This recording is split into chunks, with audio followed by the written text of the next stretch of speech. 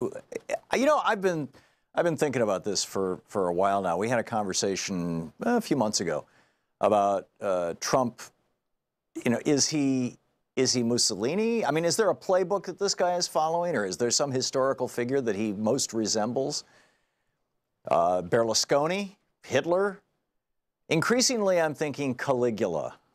Especially now, we've got, Paul Krugman's August 18 op-ed, Donald Trump makes Caligula look pretty good, notwithstanding. We have this story that is out now that Donald Trump's friend, David Pecker, who owns the National Enquirer, according to Ronan Farrow on both television and in print in The New Yorker, they bought the story of this Playboy model who, the same weekend apparently, that Trump was having sex with Stormy Daniels and a third woman, three different women, all saying that at the Beverly Hills Hotel, in a private bungalow, the same bungalow, he came onto them with the same shtick, telling them that they looked like his oldest daughter, and that was supposed to be a compliment, and trying to get them into bed. And apparently did, with at least two of them. The third one, Summer Zervos, is suing him for sexual assault. She did not want to get into bed with him. Very strange stuff. And Ronan Farrow is raising the issue, does this mean that Trump could be blackmailed? Or, to use the words of the folks at the National Enquirer, influenced, apparently. So, Caligula was famous for his sexual excesses, for his cruelty, for his love of humiliating those who were around him, those who worked with him, those who were part of what was then, Rome's high society, and for the whole bread and circus routine, right? Keep them entertained. What do you think? Is Trump more like Caligula than Mussolini or Berlusconi? I mean, who is the historical figure that you think Trump most resembles? I'm putting that fairly high up there. Meanwhile, on the gun front, yesterday, Leader McConnell tweeted, this is Mitch McTurtle, right? Schools should be places where children can learn and faculty and staff can work without fear of violence. My colleagues from Florida will carry home the prayers of the whole Senate for victims and their families, for the community of Parkland, and for the first responders. Thus said Mitch McTurtle, the leader of the Republicans in the Senate. Bette Midler replied, she spelled this out, I'll just abbreviate it. F you and your worthless thoughts and prayers. You and your obfuscating shills got what you wanted, dollars, while our kids got to die in school. Nice. I'm wondering if Richard Burr, who took $6.9 million from the NRA, has said anything about that money. I'm wondering if Roy Blunt, who took $4.5 million from the NRA, has said anything about that money. I'm wondering if Senator Thom Tillis, who took $4.4 million from the NRA, has said anything about that money, or Cory Gardner, who took $3.8 million from the NRA, Marco Rubio, who took $3.3 million from the NRA, Joni Ernst, who took $3.1 million, Rob Portman, who took $3 million from the NRA, Todd Young, who took $2.8 million from the NRA, or Bill Cassidy, who took $2.8 million from the NRA. Have any of them said anything about all that NRA money? I mean, we've all been listening, right? The NRA spent $261 million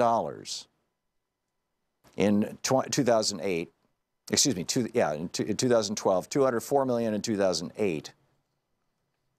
But apparently they increased that number by more than $100 million for 2016. The NRA spent over $30 million in support of Trump's candidacy, more than its combined spending in all races during the 2008 and 2014 presidential election cycles. See, the thing that I think is going to make a difference, and we're starting to see it right now, is that this 19-year-old shot up a high school. He didn't shoot up an elementary school. If a 10-year-old whose elementary school got shot up, a kid from Sandy Hook, for example, tried to go on the media, tried to go on the press, they wouldn't put him on. He's not an adult, or she. But now you've got kids who are legally adults, who are going on the air and saying what they think. And this is a real problem for the Republicans. You combine that with the fact that high school students are being energized and activated by 37 years of Reaganomics, by Ronald Reagan destroying our public education system. Bill Bennett, his education secretary, Betsy Voss in the same mold, doing the same thing. And so you've got kids who are in high school right now knowing that their peers who actually did the right thing and went to college are over $1.6 trillion in debt, life-crippling debt, can't get married debt, can't buy a house debt, can't start a business debt, going to be in debt for most of your life debt, can't save money for retirement debt.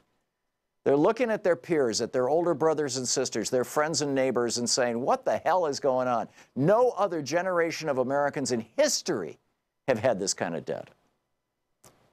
And then they see, you know, the Republicans shilling for the debt industry, for the college loan industry, for the payday loan industry, trying to destroy the Consumer Finance Protection Bureau that is one of the last small defenses that high school and college students have against predatory lenders.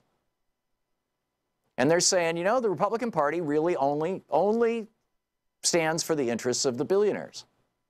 They really don't like us. They don't care about us. They don't give a damn about us. They just want us to vote for them. And they do that by dangling bright, shiny objects like abortion in front of us. But they're not really going to do anything. I think that this is creating a perfect storm. And I think, you know, I may well be wrong, and I hope I'm not.